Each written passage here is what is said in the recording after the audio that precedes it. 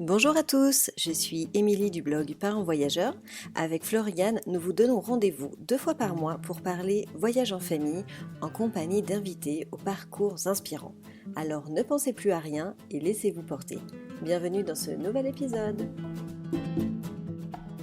Hello les parents voyageurs, j'espère que vous allez bien. Alors nous continuons notre série avec le projet Familare avec Anthony et Anne Ségolène. Dans ce nouvel épisode, nous avons concentré le sujet sur les visites des centres et la vie en camion. Alors aujourd'hui, il faut savoir qu'ils sont rentrés en France depuis peu. Au moment où on a enregistré ce podcast, ça faisait à peine quelques jours qu'ils avaient repris possession de leur maison. Alors nous sommes revenus sur cette année de visite dans les centres. Nous avons abordé la question des types de centres qu'ils ont visités, pourquoi ils ont fait ces choix et surtout comment ils ont fait pour trouver des contacts sur place, quelque chose qui n'a pas été très facile, et comment ils ont géré leur itinéraire tout au long de cette année. C'était un épisode encore très riche et passionnant, j'espère qu'il vous plaira, je vous souhaite une belle écoute. Bienvenue Anthony, Anne Ségolène, je suis contente de vous accueillir de nouveau sur le podcast. Comment allez-vous ? Bonjour Émilie, on va bien. Bonjour Émilie. On est content d'être rentré chez nous. Bah ouais, je me doute bien, mais ça fait déjà 1 an. Quand vous m'avez dit la dernière fois par WhatsApp que vous aviez vous étiez en train de regarder pour mettre le camion, etc. Sur le retour, je me dis mais c'est pas possible. Il s'est passé quoi en 1 an en fait ? C'est passé super vite. Donc la dernière fois, on était resté sur votre blocage au Pérou. Est-ce que vous pouvez, avant qu'on rentre dans le vif du sujet de la visite des centres, nous faire un petit topo sur qu'est-ce qui s'est passé après le Pérou et comment vous avez retrouvé, on va dire, votre itinéraire de base classique. On va essayer d'être succinct parce que c'était chargé, ça représente quelques mois quasiment de voyage. Mais ouais, on est sorti du Pérou assez fatigué et on avait des problèmes de mécanique, donc on a attendu qu'une pièce arrive de France, un embrayage. Et par chance, on était en lien avec une famille belge qui était expatriée en Bolivie. Et du coup, on a utilisé un peu chez eux comme un hub pour visiter la Bolivie, tout en attendant que la pièce arrive. Donc on a bien squatté leur maison. On s'est engagé pour quelques jours et finalement, la poste a perdu notre paquet, donc on est resté quasiment 3 semaines. 5 semaines. 5 semaines, quel abus. Mais merci à eux. Mais voilà, du coup, on a visité la Bolivie tranquillement. On a visité un centre sur la Bolivie. On est sorti sur l'Argentine, qui pour nous était un peu la fin de la partie projet. On avait acté qu'en Argentine, on ne ferait pas de visite de centre. Et pour prendre du bon temps en famille et pour faire un vrai moment de tourisme, ce qu'on a moins fait finalement tout le long, parce qu'on a quand même pas mal couru. Et puis l'idée, c'était d'anticiper un peu le retour d'un point de vue logistique et puis d'un point de vue du film à monter, des publications à faire, etc. Donc voilà, on a retrouvé petit à petit notre quotidien en camion et petit à petit, le Pérou nous a semblé loin, mais ça a été un moment marquant du voyage.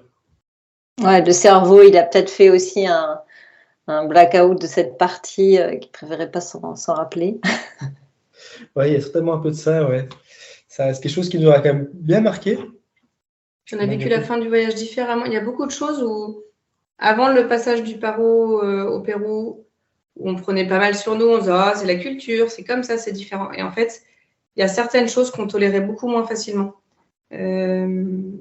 Beaucoup de choses qui dysfonctionnent clairement dans ces pays où ça devenait moins supportable que d'habitude pour nous. Donc, en fait, la réalité, c'est aussi qu'on était, après 4 mois passés sur l'altiplano entre la Bolivie et le Pérou, on était finalement assez heureux de quitter cette zone-là. Alors, il y a l'histoire du Paro au Pérou, et puis il y a aussi la Bolivie, qui est un pays assez proche du Pérou dans le fonctionnement, où dès qu'on sort des grandes villes, le développement, il reste quand même assez limité. C'est aussi une réalité là-bas. Et au bout de 4 mois, on était content de retrouver des modes de fonctionnement plus développés.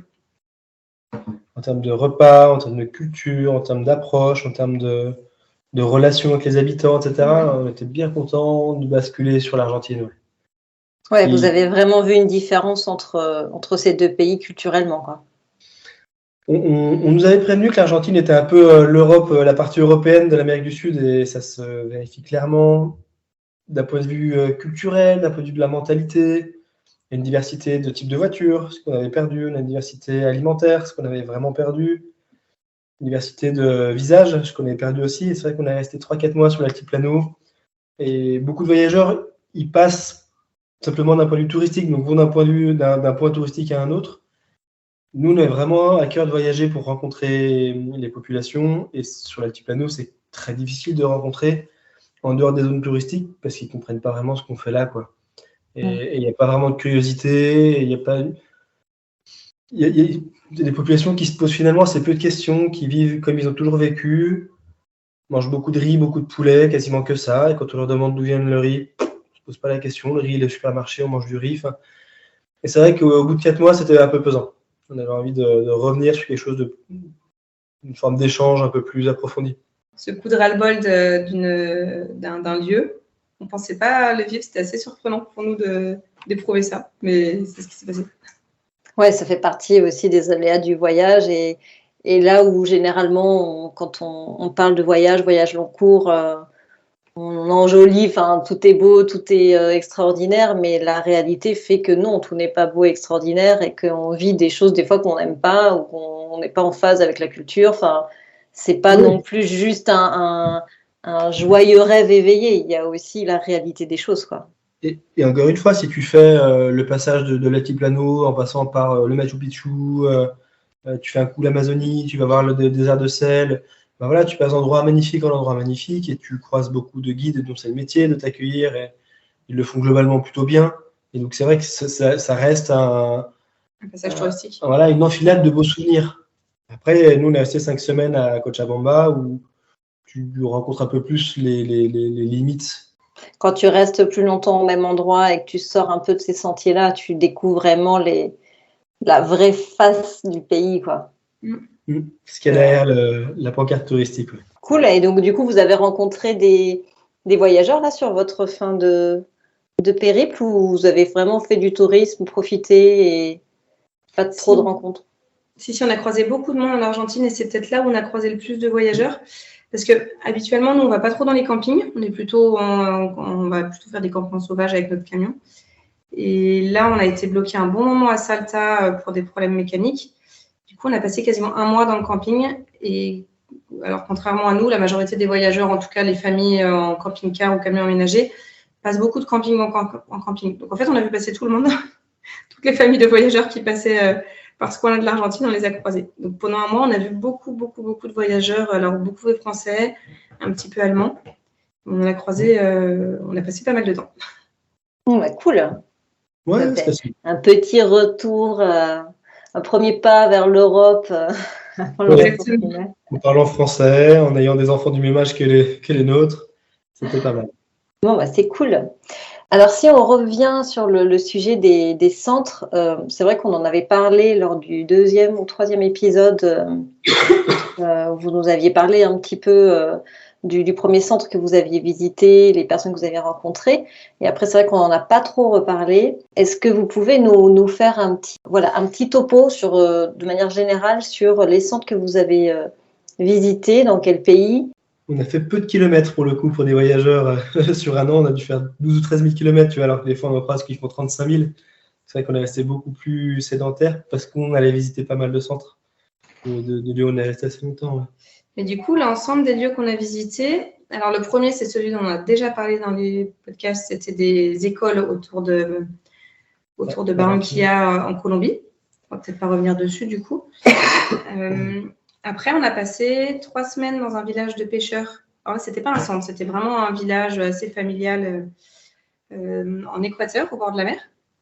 Là, ce qui était chouette, c'est qu'on avait vraiment le camion qui était stationné à côté de leur maison et on a vraiment vécu côte à côte pendant 3 semaines. Donc, pendant 3 semaines, on a vraiment pris le temps de rencontrer, de comprendre le fonctionnement des familles.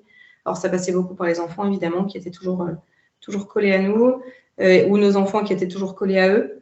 Les relations sont beaucoup faites comme ça. J'ai eu ce temps-là en Équateur. Ensuite, on a eu un temps dans un orphelinat au Pérou, un orphelinat qui accueille des enfants de 6 à 18 ans. C'est un orphelinat qui est au nord du Pérou et dans lequel on a passé 3 semaines et notamment Noël. Là, c'était vraiment un moment très fort du voyage pour nous aussi. On était venus au début pour passer 4-5 jours. Et puis, au bout d'une semaine, on a discuté avec la directrice et on lui disait, elle était contente qu'on soit là. Elle voyait qu'il y avait un bénéfice pour les enfants, du fait qu'il y ait une famille, qu'il y ait un couple. Ils voient clairement quasiment jamais d'hommes, les enfants. C'est que des femmes qui s'occupent d'eux. Et puis, les interactions avec nos enfants, elle les trouvait riches. Du coup, en discutant avec elle, et nous, on s'y sentait bien. On lui a dit, écoute, on peut rester un peu plus, mais si on reste au moins jusqu'à Noël, parce qu'on est content de passer Noël dans un lieu où ça a du sens. Donc, OK, donc on a finalement fait 3 semaines. Et ouais, c'était un lieu fort pour nous, ça, ce temps à l'orphelinat. C'est un peu toujours le même cheminement qui s'est mis en route, c'est qu'on est mis en lien avec une structure ou avec une communauté, ou parce qu'on parle beaucoup de notre projet, qu'on explique le besoin qu'on a de pouvoir visiter, s'intégrer dans un lieu. Et le bouche à oreille nous amène à un endroit dans lequel on est introduit. Et en général, on s'accorde systématiquement pour y rester 4-5 jours. Nous, on pense y rester 4-5 jours vraiment. Et puis finalement, une fois qu'on est sur place, on s'accorde. On se dit à chaque fois 4-5 jours et puis on avise. Et puis finalement, on avise toujours en disant, bon, finalement, on accorde sur 2 semaines parce que c'est un temps nécessaire pour pouvoir vraiment en profondeur faire connaissance et pas juste en surface imaginer ce que vous faites ici. Vraiment s'introduire dans les vies et puis créer une amitié assez profonde. Et au bout de 2 semaines, à chaque fois, on a accordé le fait de refaire une semaine parce qu'on sentait que nous, ça nous a travaillé de l'intérieur.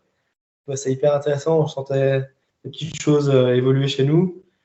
À la fin, on voyait nos enfants s'épanouir sur place. Et la relation sur place était vraiment bonne. Il y avait une demande qu'on puisse rester aussi. Parce que cette interaction était intéressante et qu'il était dommage finalement de partir entre guillemets aussi vite. Donc systématiquement, on est resté beaucoup plus longtemps que prévu. Parce qu'au départ, on voulait pas trop traîner, avancer, rencontrer un maximum de monde. Et qu'au fur et à mesure, systématiquement, partout où on est passé, on s'est rendu compte que ça méritait d'approfondir davantage ici, qu'on y était bien. Donc pourquoi aller voir ailleurs potentiellement quelque chose d'autre alors qu'on est bien là et qu'on a l'impression que la relation mérite d'être encore approfondie, quoi. Voilà, donc on a fait comme ça en Équateur, on a fait comme ça au Pérou. Et le fait que ce n'était pas prévu dès le départ si longtemps, je pense que c'est ce qui nous a permis d'y aller en douceur, de s'intégrer tranquillement, sans pression, sans obligation. C'était assez sympa. Oui, puis ça rend la relation assez libre, autant de leur côté que du nôtre. Il n'y a pas d'engagement initial sur une durée. Et après le Pérou, on a basculé sur la Bolivie. Oui, et en Bolivie, on a eu la chance de pouvoir visiter le CNI, le Centre de Nutrition Infantile de la Fondation Patinho. C'est une grosse fondation en Bolivie, la Fondation Patinho. C'est c'était un industriel qui a beaucoup travaillé qui a fait fortune grâce à tous les travaux d'extraction des mines en Bolivie.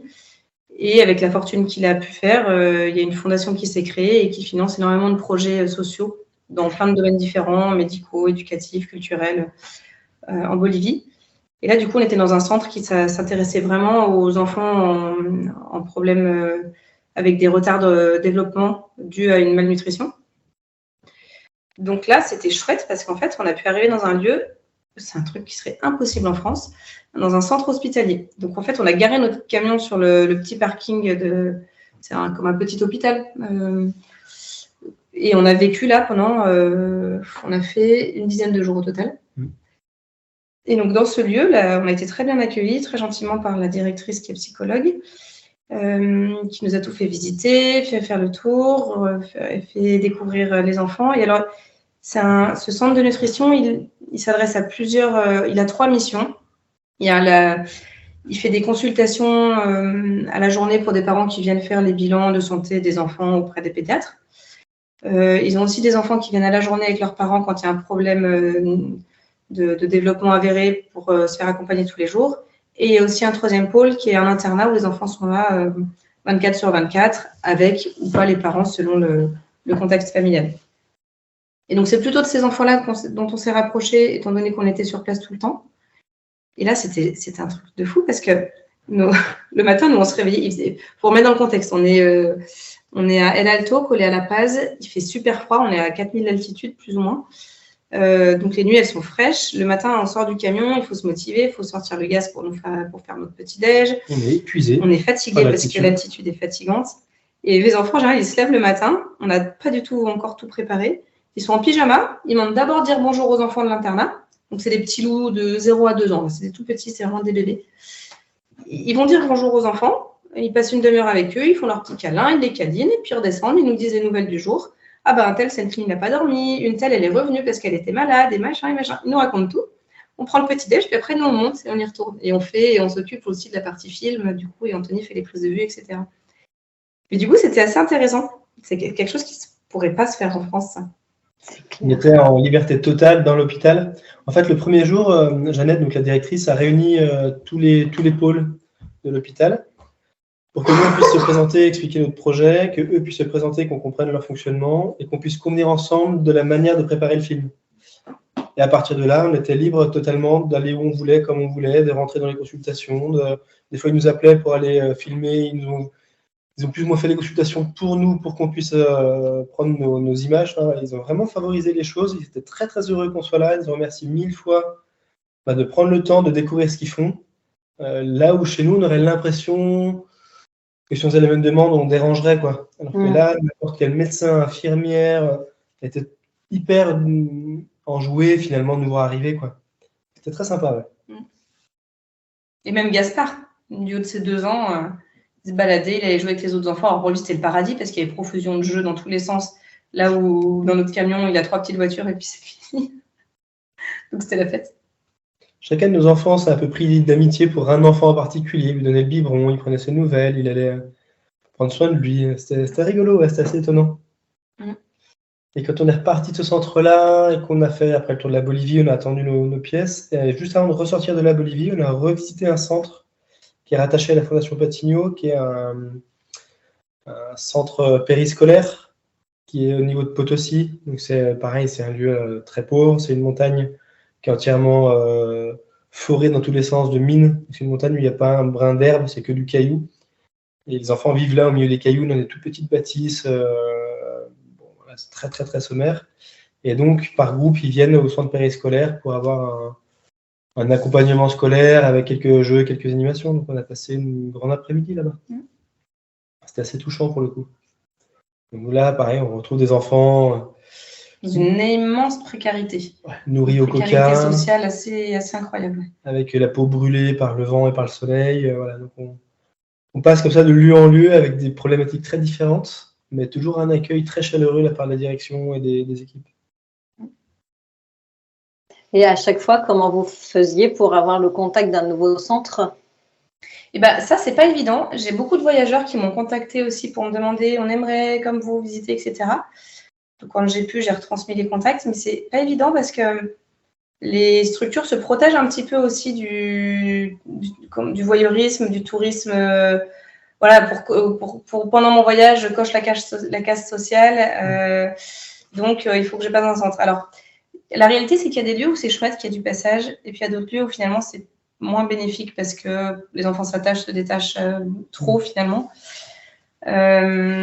Donc, c'est pas si évident que ça. En partant, on avait uniquement le contact justement de la Fondation Patigno pour le CNI.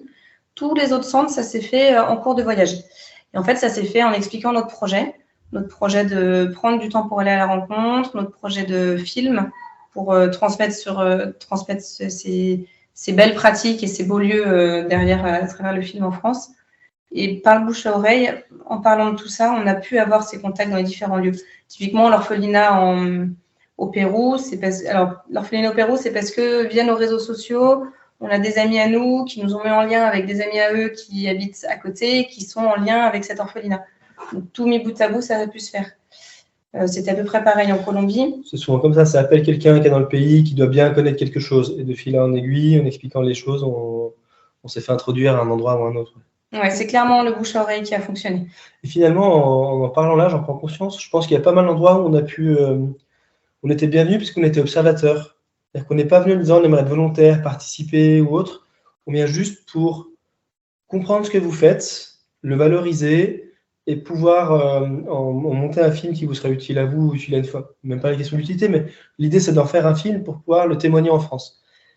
Et simplement cette approche-là, je pense que ça a beaucoup soulager ou faciliter la relation plutôt que des volontaires où il faut encadrer, où il faut des questions plus ou moins de compétences, de diplômes, de zones d'activité avec les équipes en place. Et parfois, peut-être que le volontariat n'est pas aussi simple que simplement une posture d'observateur. Et c'est ce qu'on a rencontré au Pérou. Le fait qu'on ait notre camion et qu'on soit autonome, pas de problème logistique, on peut se mettre dans notre coin, manger, dormir, etc. Et donc, on venait juste pour passer du temps avec les enfants, mais sans qu'il y ait une mission derrière. Et je crois que c'est ce qu'a pas mal aimé finalement la directrice. C'est pour ça que nous allons de rester. Elle avait besoin, ou elle était heureuse que soit sur place simplement une famille qui vive comme une famille. On n'était pas là pour rendre quelque chose aux enfants ou pour apporter quoi que ce soit aux enfants. Juste, on a passé un temps ensemble et eux, ça leur a permis d'observer comment vit une famille, de voir que c'est pas toujours tout simple, de voir que parfois les parents se fâchent aussi, que la relation du couple elle est comme celle-ci ou pas comme celle-là. Et elle, simplement, cette présence-là, lui suffisait quelque part où était tout ce qu'elle ne pouvait pas leur apporter. Elle n'avait pas besoin de plus de volontariat parce que ça amenait à des problématiques d'hébergement ou de rémunération auxquelles elle ne pouvait pas faire face. Ouais, finalement, on ne se rend pas compte, mais être bénévole dans un centre, pour le centre, c'est un vrai coût, pas que coût financier, mais une vraie charge supplémentaire, en fait. Effectivement, quand tu viens en tant qu'observateur, alors ça peut être à double tranchant, parce que être observateur, justement, ça peut aussi être un peu mal perçu de dire, je viens observer ce qui se passe. Vous avez toujours été accueillis, le projet, il a toujours été bien compris de la part des personnes, parce qu'en plus, j'imagine, il y a la barrière de la langue aussi. Ça a toujours été bien accepté. On prenait beaucoup de temps en arrivant pour expliquer, et pas que aux membres des directions, que toutes les équipes puissent comprendre. À l'orphelinat, typiquement, c'était les TIA, ils appellent comme ça, c'est en gros les mamans de substitution des enfants dans chaque maison. On prenait le temps vraiment d'expliquer à chacun ce qu'on faisait là, pourquoi on était là et quel est l'objectif du film. Et du moment qu'ils avaient compris avec le film, qui aide aussi, parce que c'est un intermédiaire finalement, le film, pour créer la relation. Après, une fois que la relation est créée, c'est facile, mais le fait qu'il y ait un film justifie notre présence, donc c'est plus facile. C'est un vrai facilitateur de mise en relation, de confiance. Clairement, ouais. Qui n'est pas simplement du voyeurisme ou de cage à cocher, mais qui avait un vrai projet derrière. Ouais, c'est clair que c'est super. Et ils devaient être fiers aussi, quelque part, de montrer leur savoir-faire, d'expliquer comment ils fonctionnaient, mettre en valeur leur centre, j'imagine. Clairement. Oui, puis la plupart de ces centres-là, aujourd'hui, ils ont des besoins, des besoins divers. Le Pérou, là, aujourd'hui, on a reçu un message, il n'y a pas longtemps, la directrice, ils perdent leur financeur principal. Exclusif, leur seul financeur. Oui. Donc, eux, là, la question, c'est d'ici décembre, s'ils ne trouvent pas de financement, ils ferment boutique et les enfants sont éclatés dans tous les orphelinats publics du pays, quoi. Donc, eux, il y a cette urgence-là de dire, on leur a fait une capsule vidéo spécifiquement pour eux. C'était un peu l'accord qu'on avait en disant, nous, on est très contents que vous veniez. Par contre, on a une demande à vous faire, c'est faites une capsule sur nous parce qu'on a besoin d'avoir de la matière, justement pour montrer comment on travaille bien. Parce que des dossiers, ça ne suffit plus aujourd'hui. On a besoin de convaincre que ce qu'on fait est bien. Et pour le coup, nous, l'orphelinat, on a halluciné l'amour qui est donné aux enfants là-bas, la qualité de l'accueil qui est fait. Et c'est tellement triste de se dire que ce centre va fermer et en même temps, on ne sait pas trop comment on peut les aider plus. Voilà, eux, ils ont ce besoin-là. Il y a d'autres centres où financièrement ça colle, par contre, ils ont besoin d'une présence pour créer une relation différente ou pour valoriser ce qui est fait, ou parce que, je repense à la première école qu'on a vue, le directeur trouvait ça sympa d'avoir une famille française qui vienne vivre dans le collège parce que ça crée une présence différente et du coup une intrigue pour les enfants. Et pour lui, l'idée, c'est d'aider à l'ouverture d'esprit. Donc chaque enfant qui vient nous parler, pour lui, c'est une victoire. Et voilà, ça va les aider à sortir de leur univers pour voir qu'il y a d'autres modes de vie, d'autres cultures, d'autres. Donc chacun avait des besoins différents. Et parfois, on découvrait un peu au fil de la présence. Après, pour te répondre sur ta question, si on a eu un ou deux centres pour lesquels on n'a pas eu de suite, mais on ne sait pas pourquoi. C'est-à-dire qu'on est plus ou moins en relation, je pense notamment à Bogota. On est en relation, c'est trop tôt parce que c'est plusieurs mois avant, et puis quand vous serez sur place, vous nous redites, et puis finalement on relance, puis il n'y a plus de réponse. On ne sait pas si le projet dérange, on ne sait pas si c'est pas organisé sur place. Voilà. Dans ces cas-là, c'est difficile de savoir pourquoi ça n'a pas matché. Mais j'en ai un en tête, je pense que c'est le seul où vraiment on n'a pas donné suite. La plupart du temps, en fait, comme c'est quelqu'un qui met en relation un de ses proches, moi par politesse, les gens répondent, finalement le projet intéresse, il nous renvoie vers quelqu'un. Il y a une culture en Amérique du Sud, on nous a beaucoup dit ça en Argentine. Si un problème, c'est qu'il y a des solutions à vous aider. Et donc chacun va chercher dans son répertoire s'il n'y a pas quelqu'un qui va pouvoir nous aider, il va l'appeler, va faire le lien. Ils prennent le temps de rendre service. Donc ça nous a beaucoup beaucoup facilité la vie pour ça. Comment vous avez construit votre itinéraire? Parce que finalement, vous n'aviez pas trop de visibilité sur qui va accepter quoi. Donc, est-ce que vous avez cherché des centres sur votre itinéraire ou est-ce que vous avez fait votre itinéraire en fonction des réponses des centres? Alors, il y a un petit peu des deux. Globalement, on a d'abord fait notre itinéraire parce qu'on a les contraintes du camion. Pour le shipping du camion, ça, c'était des incompressibles. Arrivée à Carthagène en Colombie, départ de Montevideo en Uruguay. On n'avait pas 50 options, donc ça, hop, c'était tracé. Départ, arrivée, date, ça s'était calé. Après, dans quel sens on passait? On savait dans quel pays on passait. Après, au sein d'un pays, par exemple, quand on est arrivé en Colombie, on pensait directement partir vers le sud. Et finalement, les opportunités qu'on a eues, et c'était incroyable, et heureusement qu'on l'a saisi, nous ont permis d'aller visiter l'établissement scolaire à Barranquilla, mais ça, c'était au nord. Donc là, on a réadapté notre itinéraire. Mais par exemple, on a eu des gens aussi qui nous ont proposé de nous mettre en contact avec des centres des institutions en plein milieu du Brésil. Là, on a décliné direct, on n'a même pas proposé de raison. Là, ça nous faisait changer complètement l'itinéraire du voyage. Et en plus, à ce moment-là, là où on était dans le voyage, on n'avait plus le temps. Et le Brésil était sur une autre langue. Donc nous, avec les enfants et nous, on progressait sur l'espagnol. Donc on s'était donné quelques règles. Le point d'arrivée, le point de départ, sachant qu'on n'était pas tout à fait sûr de ramener les camions, ce qu'on fait finalement, mais on s'était dit que potentiellement on pourrait le vendre. Les points de départ, point d'arrivée, plus ou moins les pays à traverser, et on s'était dit on peut faire un détour pour voir une structure comme on a fait Barranquilla et finalement la Guarira, encore plus au nord. On peut faire un détour pour un centre qui nous semble correspondre au projet. Par contre, on ne remet pas tout en vrac, ou on ne va pas faire des milliers de kilomètres pour aller voir un centre loin, parce que dans nos points de départ, ou dans nos règles, on va dire, l'idée c'était de faire le moins de kilomètres possible. Parce que les enfants sont petits, le camion est bruyant, qu'on consomme du diesel, et qu'on préfère, sur notre route, trouver des endroits sympas et s'y poser, plutôt que de faire plein de kilomètres pour aller voir un endroit sympa et revenir. Voilà, dans l'idée des enfants, on en a partout, et donc il n'y avait pas forcément la nécessité de faire des grands détours. Après, là, on allait, quand on était en Argentine, on avait passé par un ranch quelques jours pour l'anniversaire de notre fille, là, pendant que le camion était en travaux. Et finalement, on a découvert que le ranch était en partenariat avec une école qui était un peu dans la brousse. Finalement, voilà, on peut tirer un peu les ficelles. Quand on pose un peu les questions sur place, tout le monde connaît une école, un orphelinat. On peut se faire mettre en relation assez facilement, finalement.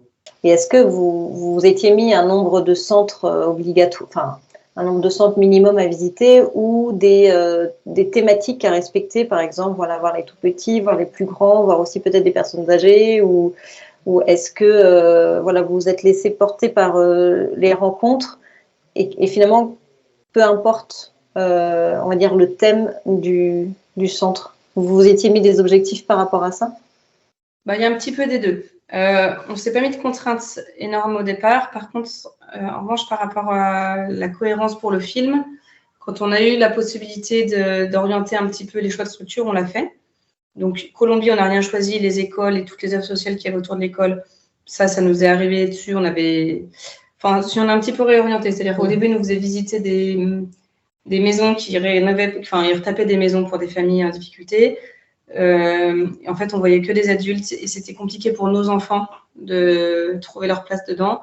Donc, en discutant avec le directeur, il nous a basculé sur la visite de l'école à côté. Bon, très bien. C'est des visites qui étaient très courtes, on restait 20 minutes, on repartait. Et nous, on s'est dit, pour le film, les images n'en racontent pas grand-chose. Et nos enfants n'étaient pas à l'aise sur place, on venait sur une visite, on ne comprenait rien. Ouais, donc ça, on a vite réorienté en disant, finalement, on préfère voir les enfants eux-mêmes que de voir leur entourage. Après, pour le village de pêcheurs, ça s'est fait tout seul. On n'a rien décidé, rien choisi. Et de toute façon, un village, ma foi, il y a de tout le monde, de tous les âges dedans. On a fait le choix d'y aller quand même. Oui, on a fait le choix d'y aller, oui. On nous a mis en relation, on s'est posé des questions. Parce que pour le coup, là, ça nous a fait faire un détour de 500 km, je crois. Celui-là, on a quand même fait un bon détour. Mais le projet nous semblait vraiment étonnant. Ça nous a été présenté comme étant une communauté indigène, une communauté de pêcheurs indigènes. Et qui était très adorable et qui adorait accueillir des visiteurs quelque temps. Donc là, pour le coup, on a pris le temps de beaucoup échanger et finalement, on y est allé. Ensuite, l'orphelinat au Pérou, on était content de pouvoir venir dans un orphelinat parce que c'est quelque chose d'assez particulier dans l'accueil des enfants. Et on est content d'avoir pu en visiter un. Ça aurait été un manque, sinon, je pense. En tout cas, par rapport à la cohérence du film, toujours. Et après, là où pour le coup on a un petit peu orienté et choisi, c'est le dernier centre visité, c'est le centre de nutrition infantile. la Fondation Patigno a beaucoup de structures. Et au début, le directeur de développement avec qui on a été en contact nous proposait de venir visiter l'hôpital pédiatrique de Cochabamba. Cochabamba. Et sachant que nous, on avait déjà eu pas mal d'enfants grands dans les lieux qu'on a visités, on lui a demandé, nous, de plutôt visiter le centre de rénutrition infantile qui s'adresse à des 0-5 ans. Et en réalité, quand on y était, il n'y avait que des 0-2 ans. Donc là, pour le coup, on a orienté parce que ça nous paraissait intéressant de montrer l'accompagnement pour le tout petit et aussi autour de l'accompagnement du tout petit, l'accompagnement de la famille, ce qui est assez riche, je trouve, de mettre en avant à ce moment-là. Ce centre travaille vraiment sur les besoins alimentaires de l'enfant, mais en même temps, presque le plus important, c'est toute la partie affective qui va autour de l'enfant. Accompagner les parents à ce qu'ils se mettent dans la peau de parents, en fait. Qu'ils aient confiance en eux, qu'ils montrent de l'amour à leur enfant, qu'ils prennent conscience de l'importance pour l'enfant d'être aimé. Voilà. Donc, ils ont tout un programme pour les parents. Nous, on trouvait ça on a un peu d'équation de place, mais c'était hyper riche. Après, on n'est pas parti avec rien non plus. Au départ, on était parti faire un projet sur les fragilités au sens large. On pensait faire handicap, personnes âgées, etc., etc. Et on en a discuté avec, on a 2 personnes qui nous accompagnent sur notre projet, Riyad Salem et Gilles Coulon. Donc, elle est réalisatrice et lui travaille justement sur les questions de handicap. Et lui nous avait dit, attention, vous partez sur un truc qui est trop large et vous risquez de vous perdre un peu en route et d'avoir un film qui sera pas très cohérent ou trop global. Peut-être ça vaut le coup de cibler une population en particulier. Et en expliquant l'histoire qu'on avait, d'avoir visité Miséricordia en 2018, d'avoir découvert que nos enfants étaient pleinement partie prenante du projet, que eux se mettaient en lien avec les autres enfants et que c'est ce qui nous permettait à nous, finalement, de les suivre dans le projet. On a décidé d'aller vraiment sur la partie de l'enfance et que nos enfants seraient partie prenante pleine et entière de ce projet-là. Et finalement, le film, on a beaucoup parlé avec eux, avec nos enfants, leur demander comment est-ce qu'ils vivaient les choses, comment est-ce qu'ils voyaient les choses. Quand on était à l'hôpital de l'Alto, on a accompagné une petite fille qui devait rentrer chez elle. Et finalement, elle est revenue. Mais c'est nos enfants qui nous ont avertis, tiens, elle est revenue, puisqu'ils y étaient toujours. Donc le fait d'être avec des enfants a certainement facilité que nos enfants s'épanouissent dans le projet et va enrichir le film davantage que si on était allé voir des personnes âgées ou que des personnes handicapées. Voilà. C'était un choix certainement plus enrichissant pour nous. Ça nous a permis de nous spécialiser un petit peu dessus.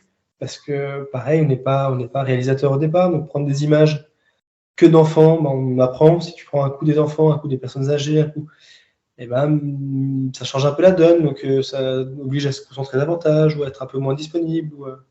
Voilà. On a quand même donné cette règle-là. Les enfants, au fil du temps, on s'est dit, tiens, on a déjà eu ces profils-là, ce serait bien de terminer avec d'autres profils, mais ça, c'est un peu fait sur le tard. Et l'idée, c'était qu'il y ait une alternance entre des temps que en famille, donc la partie plutôt itinérante, et des temps vraiment posés dans les centres où on est à la rencontre. Donc l'idée, voilà, c'était, on n'avait pas fait un itinéraire précis de où on serait à quel moment. Par contre, en route, on s'est dit, ce serait bien de faire un enfant par pays, un peu dans le projet du film, donc un centre par pays. Et après, on passe d'un centre à l'autre en visitant un peu. Donc finalement, le film a beaucoup drivé l'itinéraire. Ouais, hyper intéressant. Le choix de parler des enfants, en plus en tant que parent, c'est quand même un sujet qui est difficile quand même. Comment vous l'avez vécu en fait, ce côté vraiment émotion quand on voit des enfants orphelins, 5 ans, ou des enfants dénutris pour 2 ans, émotionnellement ça doit être fort. Comment vous avez géré ça? Ouais, c'est hyper prenant, ça c'est sûr. Je pense qu'il y a 2 choses, en tout cas pour ma part. À mon avis, ce sera peut-être différent pour toi, mais pour ma part, il y a 2 choses. C'est dans mon domaine professionnel, donc finalement, c'est quelque chose que j'ai appris à gérer et qui n'est pas si difficile pour moi. Mais c'est sûr que dès qu'on se replonge un peu dans le contexte, les chances de démarrage dans la vie ne sont pas les mêmes pour tout le monde, ça c'est très clair.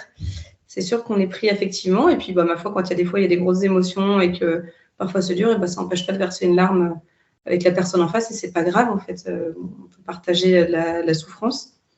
Et puis il y a une autre chose pour moi, je me suis aussi beaucoup mis dans la posture d'accompagner nos enfants à comment ils reçoivent la fragilité et la difficulté. Du coup, finalement, je me suis pas souvent mis en premier plan directement dans la relation, mais j'étais plutôt en second plan, c'est-à-dire que c'était nos enfants qui avaient le premier pas sur la relation. Et en général, moi, je prenais le deuxième, parce qu'Anthony était plutôt derrière la caméra. Mais du coup, en fait, de se retrouver en posture d'accompagnant dans une situation forte émotionnellement, c'est très différent que de la prendre de plein fouet aussi. Donc finalement, pour moi, ça n'a pas été si difficile que ça. Après, il y a des moments, c'était très fort émotionnellement, c'est sûr. Et puis comme je disais, une larme qui coule, c'est pas grave, quoi. On a le droit de trouver quelque chose de dur et fort et de montrer, même à la personne en face, qu'effectivement, on est d'accord que sa situation est difficile, quoi.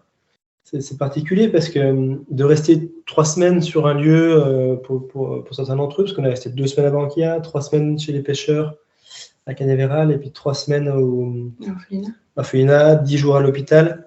On est quand même resté sur des temps très longs, enfin très longs, pas des mois non plus, mais des temps suffisants pour créer une relation avec les enfants et leur environnement. Et du coup, bizarrement, c'est pas ce à quoi je m'attendais en partant, mais beaucoup de joie en fait. Parce qu'on arrive, on est parfois extrêmement bien accueillis, parfois c'est un peu plus sur la retenue, mais on sent qu'on est bienvenu. Et en fait, il n'y a pas de misérabilisme sur place. Les choses sont comme elles sont comme ça, et on travaille, que ça se passe bien. Mais on n'est pas on n'est pas à plaindre que c'est trop dur, que c'est pas de chance, on n'est pas dans ce registre-là. On assure cet enfant-là, il a un besoin, et nous, notre job, c'est de répondre à son besoin. Et donc, on est dans l'être, on n'est pas dans le faire à tout prix, on est dans l'être. Il a besoin qu'on soit là pour l'aimer, pour l'accompagner, pour lui apporter des choses. Et du coup, on est un peu moi, j'ai un peu découvert cet univers-là. C'est pas trop mon habitude d'être au milieu d'enfants comme ça pendant un temps long, d'enfants en situation difficile.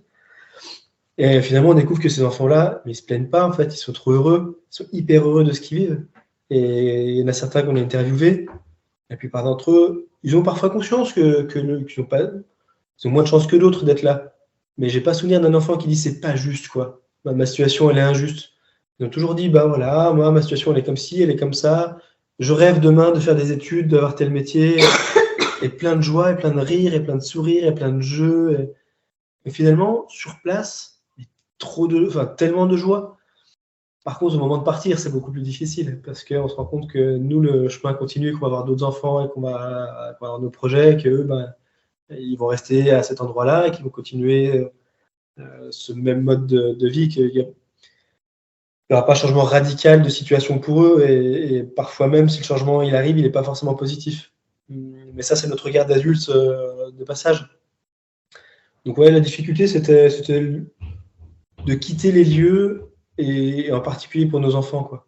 Les enfants, ils ont créé des grandes amitiés. Ils n'avaient pas de copains tous les jours comme à l'école.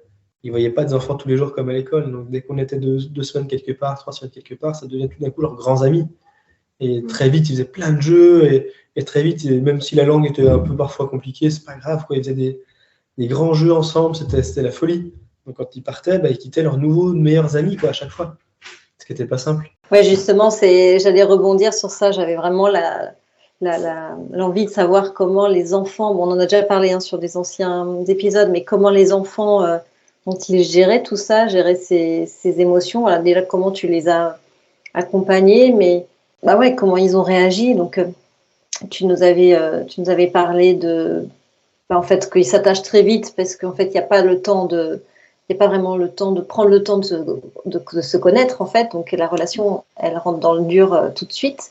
Oui. Mais comment ils ont réagi face à des choses qui sont peut-être difficiles à voir pour des enfants si petits, de voir des enfants en difficulté par rapport à ce que notre mode à nous, quoi. Comment ils ont réagi? Ça s'est fait hyper facilement, finalement, hyper simplement. La visite qui a peut-être été la plus difficile sur le moment, c'est la visite qu'on a fait en Colombie de Juan Esteban, chez un jeune handicapé tétraplégique, enfin IMC, infirme moteur cérébral, donc alité avec un handicap très très visible sur lui, qui parlait pas, qui pouvait pas marcher, voilà. Donc là, ça a été une visite où il y avait un aspect choquant en fait, qui a un petit peu saisi les filles en tout cas. Gaspard, je sais pas vraiment, il est vraiment petit pour ça, mais en tout cas pour Clémence et Olivia, ça les a saisis. Et au bout d'une heure, on a passé 1h30 là-bas, c'était vraiment court. Au bout d'à peu près 1 heure, elles se sont beaucoup déliées. Alors, j'ai beaucoup pris le temps de parler avec elles pendant la visite. J'ai expliqué, en fait. J'ai dit, mais tu sais, là, par exemple, il te fait un grand sourire et il pousse ces cris-là parce qu'il ne peut pas te parler. C'est sa façon de rentrer en relation avec toi. À un moment donné, il a pris un jeu en plastique qu'il a lancé sur les filles. Donc, beaucoup, il me lance un jeu dessus. Alors en fait, tu vois, c'est qu'il veut jouer avec toi. Il gère pas ses mouvements. Donc il a pris avec sa main comme il pouvait, il l'a jeté comme il pouvait. C'est arrivé sur ta tête. C'est pas qu'il veut te faire mal, c'est qu'il veut jouer avec toi. Et en fait, en leur expliquant simplement ces choses-là, elles sont rentrées dans la relation et ça a été moins difficile pour elles. Mais c'est vraiment la fois où ça a été le plus saisissant pour elles. Après, que ce soit à l'orphelinat ou au CNI, par exemple, elles voient bien, les filles, qu'il y a une différence de traitement entre elles et les enfants là-bas, qu'ils n'ont pas le même mode de vie, tout simplement qu'il y a des enfants qui n'ont pas de parents. Mais je trouve que les problèmes, on les voit beaucoup avec nos yeux d'adultes, parce qu'en fait, les enfants, elle est trop sympa, avec elle, je rigole trop bien. Oh, elle est pas sympa, elle m'énerve, elle fait toujours gna gna gna gna gna. Enfin voilà, en fait, Comme des enfants. comme des enfants. Et en fait, on pose beaucoup les problématiques avec nos yeux d'adultes. Mais en tout cas, nos enfants qui avaient du coup 5 et 7 ans quand on est allé visiter les centres, relation d'enfant. Et alors parfois, on repose un petit peu le cadre et le contexte parce qu'il ne fallait pas que ça déborde. Mais globalement, en tout cas, Clémence Olivier se sont hyper bien adaptés au mode de vie sur place des enfants. Et puis parfois, ça leur a fait du bien de voir des lieux où il y avait un peu de cadre. En voyage, des fois, le cadre, il n'est pas trop là. Par exemple, les premiers repas qu'on a pris à l'orphelinat, on prenait à tour de rôle dans chaque maison. Et les enfants, ils tiennent hyper sages à l'orphelinat. Ils restent bien à table, ils sont serviables, ils parlent gentiment, ils parlent pas fort pendant le repas. Il y a des maisons où ils ont choisi d'avoir des repas en silence pour les aider à manger, sinon ils étaient trop éparpillés et ne mangeaient pas. Et nos filles, ça leur a fait bizarre. Parce qu'on est en voyage, qu'il n'y a plus trop de cadre, que les repas, c'est un peu nimp, que voilà. Et ça leur a réapporté aussi de la rigueur. Enfin, il y a d'autres choses qui sont intéressantes à voir. Mais en tout cas, le côté un peu, oh mon Dieu, le misérabilisme, mon Dieu, les pauvres, ça, c'est pas vraiment un sujet. En tout cas, pour nos enfants, c'était pas vraiment un sujet. Même si elles ont vraiment conscience que les chances sont pas les mêmes au démarrage. Parce qu'elles peuvent le verbaliser. Clémence a beaucoup verbalisé ça. Mais c'est trop triste, maman, de savoir qu'ils n'ont pas de parents. Alors oui, c'est trop triste. Et en même temps, on est trop content qu'ils puissent être ici et qu'ici, ils sont bien. Ah oui, mais ça doit être dur quand même, des fois. Bien sûr, il y a des fois, c'est très dur. Enfin, voilà, donc ça, c'est des choses qui sont posées. Et nos enfants ont eu accès parfois aux histoires des enfants qu'on rencontrait. Pourquoi est-ce qu'ils sont là? Nous avons beaucoup questionné pourquoi ils sont là. Finalement, on en a discuté avec les personnels dans ces cas-là. Et que ce soit au CNI ou que ce soit à l'orphelinat, finalement, ils ont eu accès à l'histoire des enfants. Et ça les a beaucoup questionnés de se dire, tiens, finalement, cet enfant-là, elle est née d'une maman qui était alcoolique et du coup, elle souffre de syndrome d'alcoolisme, mais elle a 1 an, quoi, donc c'est horrible. Ouais, c'est horrible. Et du coup, s'attacher davantage à ces enfants, peut-être plus en difficulté, pour les aider. Et voilà, donc elles ont appris un peu cette compassion pour des enfants qui peuvent avoir le même âge qu'elles, mais qui ont d'autres besoins. Donc c'est assez intéressant, ça. Je pense que nos filles, en tout cas, repartent du voyage avec une conscience des ravages de l'alcool énorme. Que jamais nous, dans notre enfance, on ne pouvait pas en avoir conscience, on n'était pas dans ces contextes-là. Mais le nombre d'enfants qui étaient soit à l'orphelinat, soit au centre de renutrition à cause de problèmes d'alcoolisme chez les parents, il y en a énormément. Et je me rappelle, Olivier, une fois, en voyant Anthony prendre une bière, oh, mais papa, c'est de l'alcool, c'est pas bien. Voilà, c'est vraiment. C'est la fille orpheline. Non, mais du coup, elles ont conscience un comportement malsain d'adulte peut amener à des conséquences dramatiques. Un enfant qui est isolé de sa famille, oui, c'est une réalité. Voilà, ça les a aussi projetés dans des choses que des enfants en France qui sont dans un contexte normal n'y sont pas exposés, quoi. Il y avait aussi une fille dont la maman était malade, en fait, n'était pas capable de s'en occuper, donc elle était à l'orphelinat, elle voyait sa mère 1 fois par mois, je crois. Sa mère tous les 15 jours. Tous les 15 jours. Et donc, quand nos filles commençaient à être en colère en disant bon, c'est quand même pas juste, il y a des enfants qui n'ont pas de parents, ou les parents ne sont pas capables de s'en occuper, c'est pas normal, quoi. Mais non, pas que ça, il y a aussi d'autres histoires. Et du coup, en découvrant que il y a des histoires de mamans qui sentent qu'elles ne sont pas capables d'eux, mais qui essayent quand même de garder le lien, etc. Ça permet de prendre du recul sur le fait que tout n'est pas tout blanc ou tout noir. C'était des discussions assez riches avec nos enfants, ça. Clairement. C'est incroyable, elles ont dû développer une maturité en l'espace d'1 an qui doit être dingue, parce que c'est absolument pas des problématiques qui sont de leur âge finalement. Enfin, si vous étiez resté en France, vous n'auriez probablement peut-être jamais abordé ces types de questions. Et elles ont dû grandir dans leur tête, mûrir, quoi. Alors c'est déconcertant parce que sur certains sujets, oui. Et puis sur d'autres, eh ben, elles avaient bien leur âge. Et du coup, des fois, tu sais pas sur quel pied danser. Je pense que le recul et la maturité, on en prendra sûrement plus conscience en reprenant notre routine, notre quotidien à l'école. On s'en rend plus compte de cette évolution forte qu'il y a chez nos enfants. C'est une réalité, on en a conscience, mais on la concrétise, on la matérialise dans notre tête quand on a des proches qui nous donnent des exemples précis. J'ai ma sœur qui me disait qu'elle trouvait qu'Olivia avait énormément grandi cette année et qu'elle sentait qu'elle avait trouvé sa place dans la famille. C'est hyper fort quand même comme analyse. Elle me disait rien qu'en regardant les photos, on sent qu'Olivia, elle sait où se mettre. Elle prend sa place. Parfois, c'est même elle au centre de la photo, alors qu'au début du voyage, c'était jamais le cas. Et voilà, c'est des petites choses comme ça, concrètes, qu'on perçoit au fil des discussions avec les personnes. Et je pense qu'on va en découvrir au fil de l'année aussi. Oui, parce qu'il faut aussi qu'elles digèrent tout ce qu'elles ont vécu aussi. Elles ont beaucoup intégré de choses. Et maintenant, il faut que tout ça, ça retombe, qu'elles prennent conscience. C'est quand même lourd, quand même. Enfin, lourd, pas dans le sens négatif, mais c'est beaucoup de choses, quoi. Et puis, il y a beaucoup de choses qu'elles ont idéalisées aussi sur la vie en France, pendant tout le voyage. La relation avec les copines, où il n'y a jamais de disputes. En vrai, il y a des disputes aussi parfois. L'école qui est géniale. Enfin, voilà, elles ont idéalisé plein de choses. Et probablement qu'en rentrant en septembre, en tout cas à l'école, de reprendre le contact avec la réalité, c'est possible aussi qu'elles réatterrissent et qu'elles reprennent conscience de certaines autres choses du voyage. On verra. Affaire à suivre. Oui. Et du coup, puisque là, tu en parles, je fais la transition, mais pendant l'année, vous avez fait l'école à la maison ou vous avez laissé de côté ça parce que vous étiez sur aussi d'autres sujets Non, on a fait l'école. Elles ont suivi le cursus scolaire. On a recentré. Ça, j'ai beaucoup travaillé avec leur maîtresse avant de partir, parce qu'elles retrouvent les mêmes maîtresses en rentrant. Donc, on a vraiment priorisé sur en français lecture, écriture. On a avancé en mathématiques et c'est tout. Et on n'a rien fait d'autre. Et tout le reste, c'est ce qu'elles ont appris sur le tas et elles reviennent quand même. Elles parlent quasiment une langue pour Clémence. Olivia a des bonnes notions d'espagnol déjà. Voilà, il y a plein de choses. En fait, voilà, elles ont appris plein de choses sur le tas, effectivement, sur la vie itinérante, avec le voyage, avec les rencontres. Donc, on a priorisé sur certains fondamentaux, maths, français, et voilà. Et vie quotidienne. Et vie quotidienne. Il y a des enfants qui savent cuisiner, qui savent faire les cuissons, qui savent... C'est la petite fierté de l'année. Les filles sont capables toutes les deux, chacune, de faire leur pâte à crêpes toutes seules et de cuire leurs crêpes toutes seules. Bien. On vient chez toi quand tu veux. Ah bah ouais, surtout pour des crêpes, on est partant. Et du coup, cette vie au camion, comment étaient rythmées vos journées et sur quel sujet vous aviez un peu lâché prise et d'autres où vous n'avez pas lâché et ça vous a demandé de l'énergie ou pas?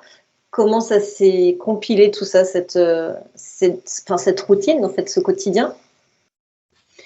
Il y a plusieurs fois, j'ai eu envie de lâcher l'école parce que concrètement, c'est réellement une vraie contrainte et c'est réellement une vraie charge.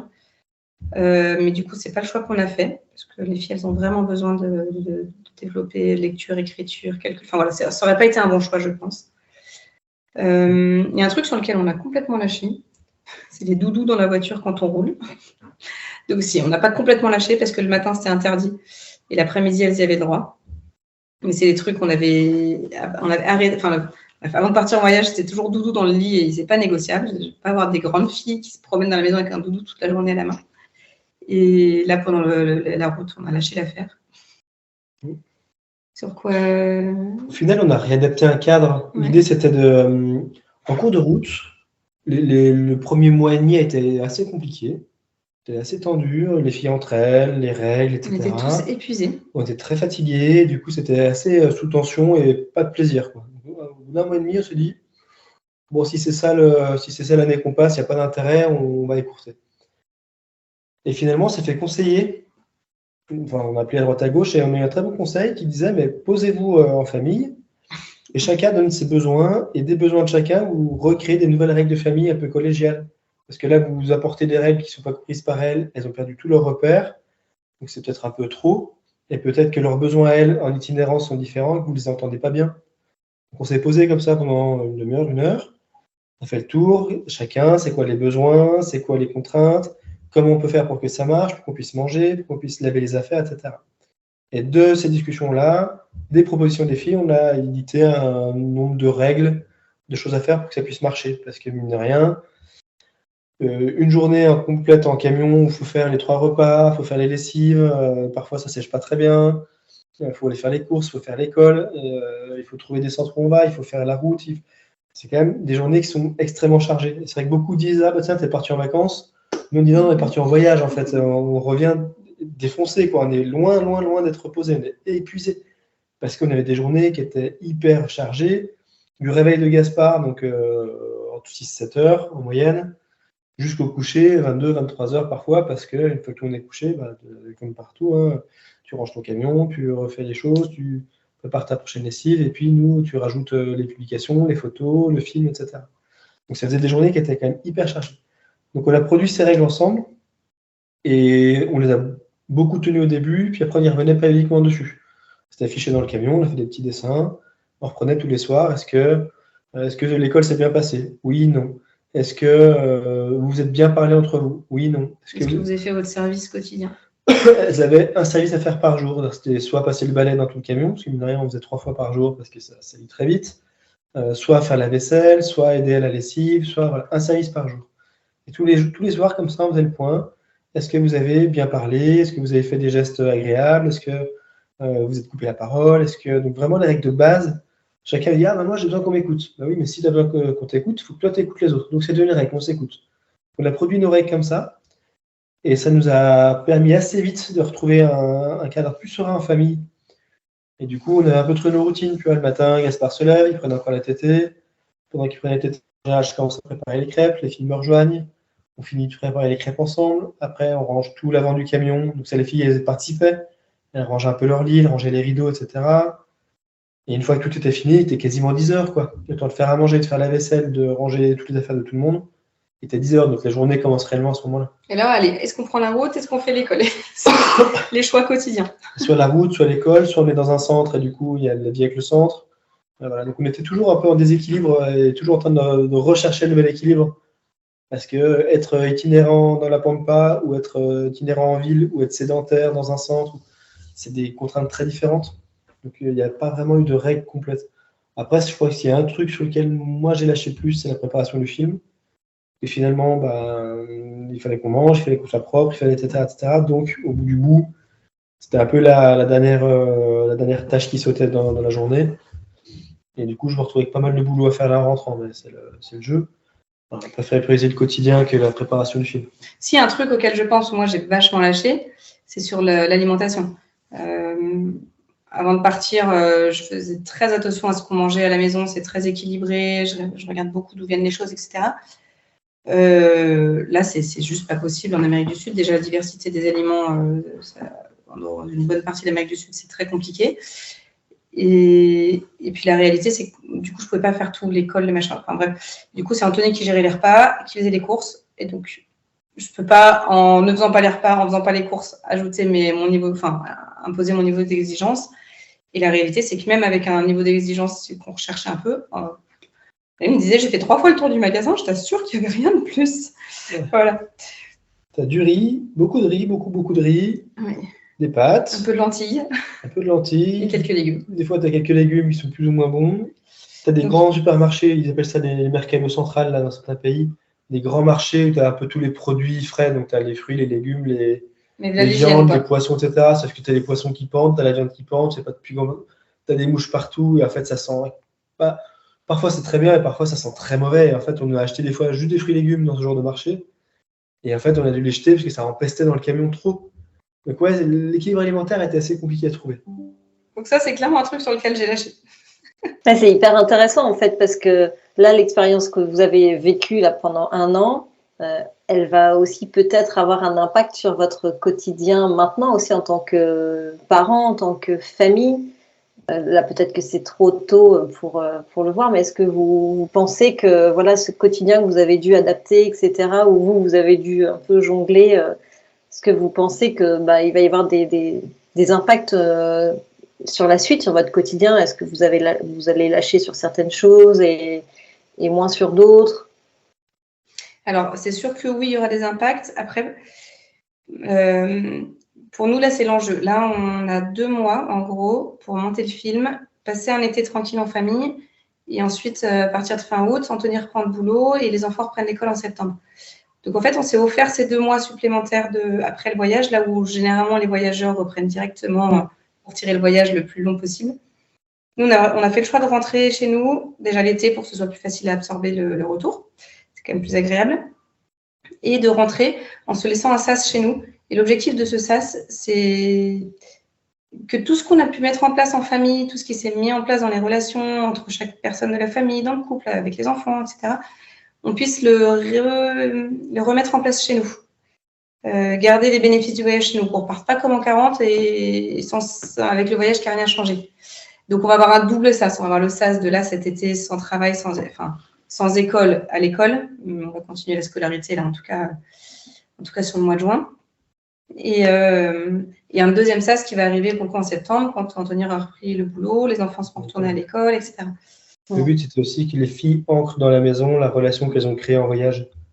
Parce que finalement, elles étaient tout le temps ensemble, H24, toute l'année. Donc, elles ont appris à mieux se connaître, elles ont appris à prendre un peu plus soin l'une de l'autre. Au début du voyage, elles étaient chien et chat, et du coup, dès qu'elles pouvaient faire une petite entreloupe à l'autre, elles le faisaient. Ou dès qu'il y avait d'autres enfants qui arrivaient un peu autour de nous, elles étaient trop contentes de faire une alliance contre la sœur, etc. Et au fil du voyage, ça a basculé, elles sont devenues très solidaires. Elles ont préféré ne pas créer une amitié avec un enfant si ça mettait en péril la relation avec sa sœur, ou de défendre sa sœur. Voilà. Donc, elles ont appris à être beaucoup plus attentives l'une à l'autre, et ça, on aimerait que ça continue. De manière globale, le voyage, c'est un vrai cadeau sur la complicité qu'on a créée en famille.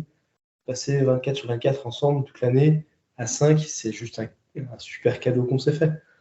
Parce que je pense que les enfants, en grandissant, la relation qu'on a créée là, elle est unique. Moi, j'ai l'habitude, je les vois le soir et le week-end, parce que je suis au boulot et que le soir, c'est de la logistique, et que le week-end, tout le monde est fatigué, qu'il y a un peu de logistique. Et finalement, du vrai temps de qualité, faire des belles choses, c'est peu d'heures par semaine dans le quotidien. Alors que là, du temps de qualité, ça fait quasiment chaque moment, parce que on cuisine, mais on n'a pas d'obligation, donc on peut prendre le temps de cuisiner ensemble.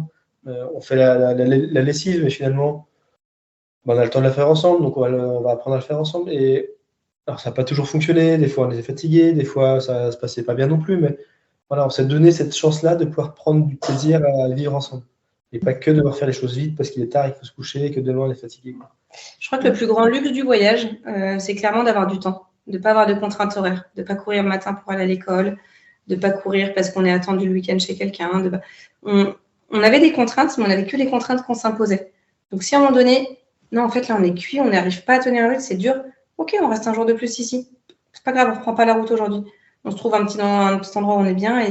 Et ça, c'est vraiment un luxe qu'on a découvert, qu'on va perdre parce que forcément, on va retourner dans un quotidien où on aura des contraintes et c'est normal. C'est la vraie vie. Mais après, à nous d'arriver à transposer dans notre façon de faire, en tout cas entre nous sur les choses qui dépendent, dont seulement nous dépendent, de ne pas se mettre une pression de dingue et des contraintes de dingue, pour qu'au moins les choses sur lesquelles il n'y a pas de contraintes extérieures, on puisse les vivre à la cool comme on a décidé de les vivre à la cool pendant le voyage. C'est hyper intéressant ce que tu dis par rapport au temps et les contraintes qu'on s'impose, c'est exactement ça. Et c'est hyper difficile dans un quotidien où tout est rythmé, d'avoir du temps de qualité avec ses enfants. C'est clairement la réalité. Ouais. Est-ce que vous avez quelque part redécouvert vos filles? Est-ce que vous leur avez trouvé des choses que vous ne saviez pas, entre guillemets, parce que là, vous étiez H24 ensemble? Est-ce que vous avez découvert des petites subtilités, des traits de caractère, des choses que vous n'aviez pas vraiment observées avant? Alors, pour moi, c'est sûr que oui. Ce qui est très riche aussi, c'est qu'on était 2. En fait, on avait un double regard posé sur les enfants H24. Alors, des fois, ras-le-bol et des fois, ils nous saoulent. Hein. Enfin, tu vois, il ne faut pas non plus enjoliver le truc. Mais, ça reste des enfants et... Non, mais voilà, il y a familial et... Non, franchement, faut pas... Non, c'est pas tout rose. Mais n'empêche que d'être 2 à les observer tout le temps, c'est hyper riche parce que du coup, on confronte nos regards, on voit les choses différemment, mais... Alors qu'habituellement, dans notre quotidien, moi, je suis beaucoup plus avec les enfants et Anthony beaucoup moins. On est hyper déséquilibré dans le temps d'observation qu'on leur accorde. J'ai pris un plaisir, mais tellement immense, mais pendant toute l'année. Elle les regardait jouer. Les fois où ils jouaient en autonomie, ils étaient tout seuls, spécialement pour Gaspard, parce qu'un petit de 2 à 3 ans, c'est assez rare dans notre mode de vie d'être tout le temps avec lui. Souvent, ils sont un peu en crèche, un peu gardés. Et moi, j'ai pris un plaisir tellement grand de regarder les enfants jouer, les regarder faire leur vie, sentir cette autonomie. J'ai beaucoup senti chez Olivia et Gaspard. Clémence on l'avait déjà vu avant. Cette autonomie d'être capable d'aller jouer seul, de créer leur univers, de créer leur espace de jeu. On sentait une grosse sécurité intérieure dans ces moments-là. Et ça, c'est quand même vraiment riche. Moi, je pense qu'elles ont pu pousser beaucoup plus loin des traits de caractère qu'elles avaient et que nous, on avait soit perçu, soit entreaperçu, soit un petit peu intuité, mais sans forcément en parler ou un peu inconsciemment, tu vois. Et le fait de les observer sur un temps long et qu'elles affirment ça davantage, qu'elles avaient tout l'espace pour affirmer leur identité finalement et librement, et ben, les traits d'empathie ont été beaucoup plus forts, les traits de gentillesse ont été beaucoup plus forts, ou de service. Et je pense que ça a permis à elles de prendre confiance dans leur trait de caractère, dans leur identité, etc. Donc c'est assez intéressant. Et je pense qu'on a davantage participé à la construction de leur identité parce qu'on était beaucoup plus présents pour répondre à leurs questions, pour les féliciter quand elles faisaient des belles choses, pour les questionner quand il y a des choses qui n'allaient pas. Et je pense que c'est beaucoup plus fort ce qu'on a pu vivre ensemble là sur leur construction, sur leur développement, que dans un quotidien où finalement c'est les maîtresses qui font beaucoup de ce travail-là. On délègue aux maîtresses finalement. Et nous, on les voit grandir vite parce qu'on les voit peu. Là, on a pu les voir grandir petit cran par petit cran. C'était vraiment agréable. Ouais. Et c'est quand même trop sympa aussi d'être posé parfois pendant la journée. Il y a un moment qu'on avait sanctuarisé, c'était le café. Après le repas, le café, vous nous foutez la paix. C'est-à-dire, vous allez jouer, Gaspard, il fait la sieste, mais c'est le moment où on est assis, parce qu'il n'y a pas beaucoup de moments dans la journée où on est assis tous les deux avec Anthony. On est assis à côté, papa et maman, et vous ne venez pas nous couper, vous ne venez pas nous parler, vous allez jouer, vous faites ce que vous voulez. Vous savez ce que vous pouvez faire, ce que vous ne pouvez pas faire, mais on va être tranquille. Et en fait, ces moments-là, mais qu'est-ce qu'on a pris du plaisir à juste les regarder du coup jouer de loin, ou prendre du recul, trouver des solutions entre elles, sans venir nous voir. Et puis et c'est le moment où on échangeait beaucoup et c'était très agréable de pouvoir se dire l'un l'autre, waouh, qu'est-ce qu'elles ont grandi, waouh, qu'est-ce qu'elles vont bien. Tu te rappelles au début du voyage, comme c'était la galère, là, ça va vachement mieux. Ah ouais, c'est clair. Et en fait, de pouvoir se réjouir ensemble un petit peu tous les jours. On n'est pas juste sur la fin de journée où, allez, on fait le check-up du planning, toi tu fais ça, moi je fais ça, et là tu es là à quelle heure. Enfin, bref, ça, c'était pas du tout dans le quotidien. Mais de pouvoir se réjouir des avancées des enfants au quotidien, ça c'était vraiment chouette en couple aussi. Et du coup, on a pris conscience à quel point on est pollué dans notre quotidien ici par les interactions, par les problèmes de boulot, d'école, de ceci, de cela, les infos. Pendant un an, on n'a pas écouté les infos. Donc pendant un an, on n'a pas eu toute la pollution négative. Et là, j'ai écouté 2 fois les infos depuis qu'on est rentré. J'ai halluciné, en fait. C'est que de la mauvaise nouvelle, que des choses incroyables auxquelles tu n'as aucun pouvoir d'action, mais qui viennent te polluer, qui viennent te stresser, qui du coup mangent un peu comme ça ta joie et te rend moins disponible pour ton entourage. Et c'est vrai que depuis qu'on est parti, les infos nous ont un peu quittés, on a regardé beaucoup moins de films. Chez nous, il n'y a pas de télé, mais on regarde des films de temps en temps, là on en a eu beaucoup moins. Et les enfants ont réappris à prendre des bouquins, et voilà, donc on se dit, tiens, finalement, dans notre quotidien, si on pouvait réancrer un certain nombre de bonnes pratiques, on va essayer de les ancrer, ouais. Ouais. C'est top. Et là, à chaud comme ça, de manière très objective, cette vie à 5, est-ce que demain, on vous dit, vous avez la possibilité de repartir pour 1 an, vie H24 à 5, vous signer ou pas vraiment, quoi? Ouais. Oui, carrément. Ouais. On a posé la question à nos enfants quand on était en Argentine, juste avant que le camion parte. On dit, bon, bébé, on va partir. Comment vous le prenez, etc. Et est-ce que ça vous dirait qu'on reparte? Moi, je me suis dit, je pense qu'elles vont nous dire non, parce que c'était quand même... Elles ont dit, franchement, on aimerait bien, on rentre 1 an, on revoit la famille et les amis, puis après on repart. On n'a pas envie. En fait, c'est notre rêve à tous de dire, ce serait génial de pouvoir rentrer comme ça quelques mois, revoir tous nos proches qui nous ont beaucoup manqué, et puis on repart, parce qu'en fait, Mais il y a quelque chose de fictif, il y a quelque chose d'irréel, parce que tu as une liberté totale.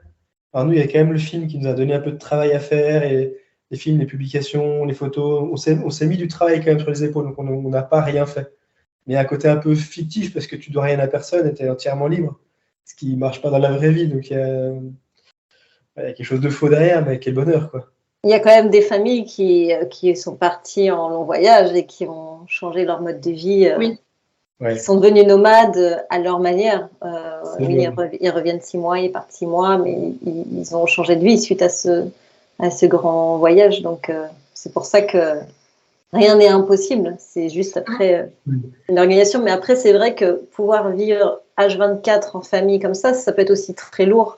Et de se dire, est-ce que vraiment tu as envie de ça tout le temps? Là, c'était une parenthèse. Est-ce que tu as vraiment envie de renquiller de manière définitive sur ce rythme qui est aussi très lourd? Donc, Moi, j'avoue que là, on était sur un mode assez spartiate, parce que notre camion faisait qu'il était construit pour qu'on vive dehors. Mais du coup, toutes les lessives, on en a beaucoup fait à la main. Les repas, on les a fait en cuisine dehors. On a quand même un vieux camion qui n'a pas de direction assistée, etc. Et physiquement, ça pèse. Et c'est vrai que si on devait se dire, tiens, on repart sur un autre projet d'au moins un an ou de plus ou autre, je pense que c'est intéressant d'avoir un genre de clignotant où tu rentres de temps en temps avec un peu de confort aussi pour souffler. Nous, dans notre quotidien, je pense que ce serait compliqué de le garder à temps plein, surtout qu'il est tout petit ou les nuits ne sont pas encore top. Mais ouais, c'est quand même top. Peut-être que si on repartait, on se donnerait un peu plus de confort. On s'offrirait un véhicule plus confortable. Avec notre camion, il est top sur plein de choses. N'empêche qu'on ne peut pas avoir quelqu'un qui se repose dans un lit, parce que s'il est ouvert, tu n'as pas accès à la cuisine. S'il y a quelqu'un qui fait l'école, on se marche dessus pour la cuisine. Enfin, voilà, il est modulable parce qu'on peut faire plein de choses avec, mais rien en même temps. Et ça, c'est un truc qui était pesant. Donc, je pense que si jamais on est amené à repartir sur de la longue durée, on réfléchira autrement et avec un peu plus de confort, parce que mine de rien, le confort, ça a de l'importance dans le quotidien. c'est vrai que chacun doit avoir sa place, etc. Ça doit pas être simple. Est-ce qu'il va sortir le film? On espère produire les DVD pour octobre-novembre. Ok.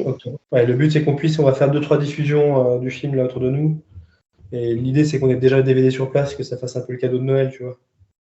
Donc, il faut qu'il soit prêt d'ici là. Super. Bah, écoute, je vous remercie beaucoup tous les deux d'avoir pris le temps de répondre à mes questions. C'était toujours hyper intéressant, comme d'hab. Merci à toi aussi pour le temps. Écoute, c'est avec plaisir. Et puis, on se dit à la rentrée. Passez un bel été. Profitez bien. Profite aussi. Vos proches. Et puis, et bel été à tous les parents voyageurs. Ouais, on va profiter de l'été. Puis, on se retrouve en septembre pour le suivant. Ça marche? Ça marche. Merci beaucoup.